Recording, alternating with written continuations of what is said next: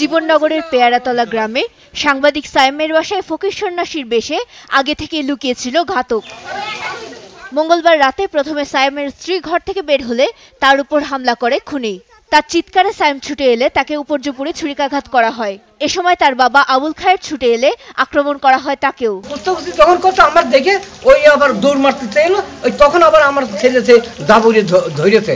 ধরার পরে তখন আমি একটা পিটিয়ে একটা বাড়ি মেরেছি। বাড়ি মারার পরে আবার উনি আমার স্ত্রী দিয়ে ঘরের দরজাটা দিয়ে দিচ্ছিল, খিলটা দিতে পারেনি, পিঠে বেরিয়ে দৌড় মেরেছে। লাল একটা মাথায় কি পরে এসেছিল, আর হলো লাল জামা পরে এসেছিল, আর একটু প্যান্ট পরে এসেছিল।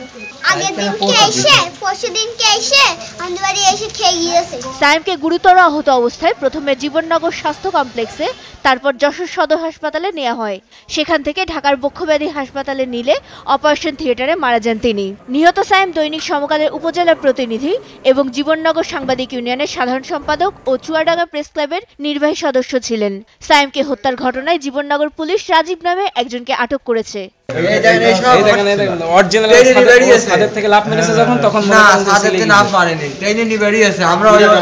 ভোর রাতের দিকে তাকে অ্যারেস্ট করা হয় এবং সে তার নিকটাত্মীয়র বাড়িতে তার পোশাক চেঞ্জ করে সে পালানোর চেষ্টা করছিল এবং সেখান থেকে তাকে ধরা হয়। এককভাবে একটি ছেলে এসে রাতে তাকে খুন করেছে। আমি মনে করি যে এটি আলাদাভাবে দেখার কিছু নেই, একটি বিচ্ছিন্ন ঘটনা হওয়ার সম্ভাবনাই বেশি।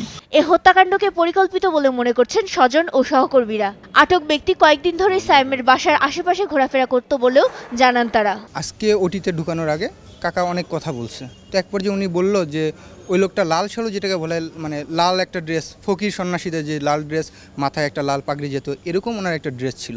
এবং উনি কালকে ধরেন যে বিকাল থেকে এলাকায় ঘোরাফেরা করছে। বেশ কিছুদিন যাবৎ সে বিভিন্ন সমস্যায় ভুগছিল, কিন্তু সমস্যাটার কথা কাউকে সে শেয়ার করিনি আর কি। ঘটনাস্থল থেকে একটি ধারালো ছুরি ও একটি লাল কাপড় উদ্ধার করেছে পুলিশ। নাদিয়া শারমিন, ৭১, ঢাকা।